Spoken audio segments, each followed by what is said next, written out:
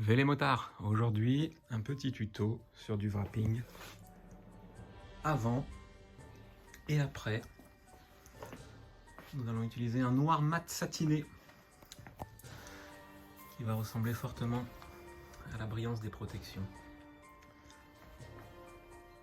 Dans un premier temps, je vais démonter les élément par élément, c'est-à-dire le capot de coffre et puis les deux côtés peints. Et nous verrons ce que ça donne, mais peut-être qu'on fera également la partie argentée. Mais pour le moment, on enlève 4 vis et c'est parti. C'est parti pour l'enlèvement du capot de coffre. Alors avec 4 vis à chaque extrémité.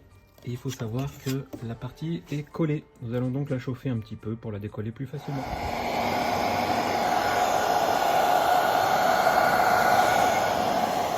Ceci fait, nous voyons qu'il y a un joint tout au long.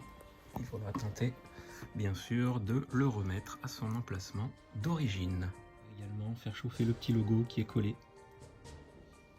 Procédons maintenant au dégraissage à l'alcool isopropylique pour une meilleure adhérence. Outillage minimum que je vous préconise, le cutter, les spatules, la poignée à découpe, la raclette avec sa petite fibre au bout pour pas abîmer le vinyle et bien sûr hop, la gamme de petits leviers,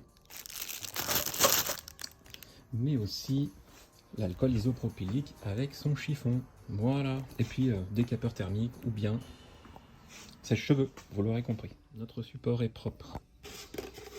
Notre vinyle est coupé à la bonne dimension. On va procéder à la pose, c'est-à-dire un petit coup de chauffage avant tout. Première partie à peu près réussie. On est pas mal dans les finitions. Et on voit que ouais, ça change de look.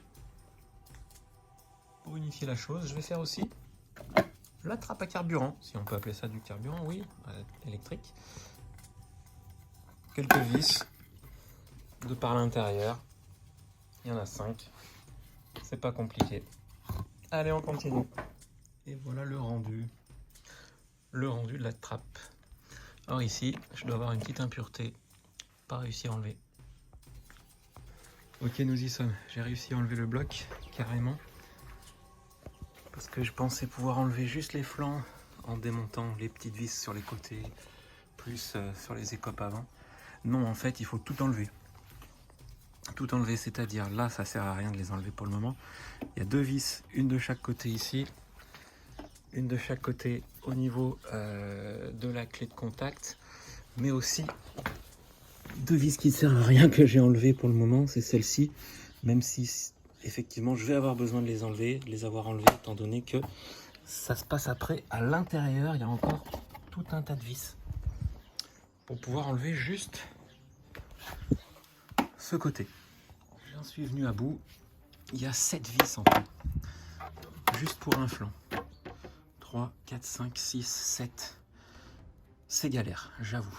Celles-ci, ne faites pas comme moi, enlevez-les au dernier moment.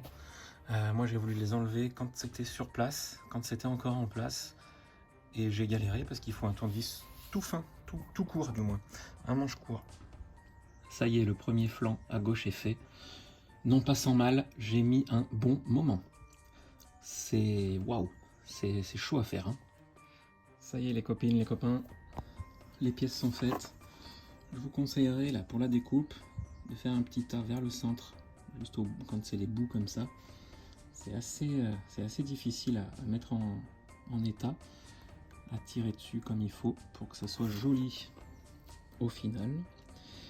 Et un dernier petit tour de chauffe après la découpe, un petit tour de chauffe sur les coins là pour bien rabattre et que ça colle bien comme il faut de partout pour longtemps. Ensuite, eh ben écoutez, on attaque la dernière pièce, le garde-boue.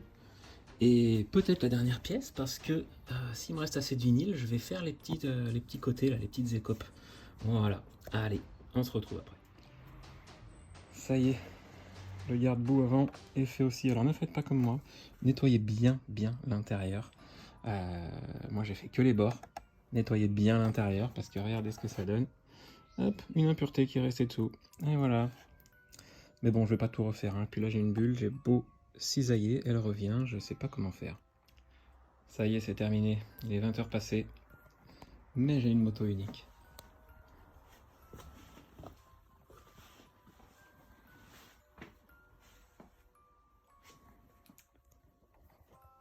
J'ai même opté pour garder finalement le côté argenté ici, pour le petit rappel qui va avec les poignets.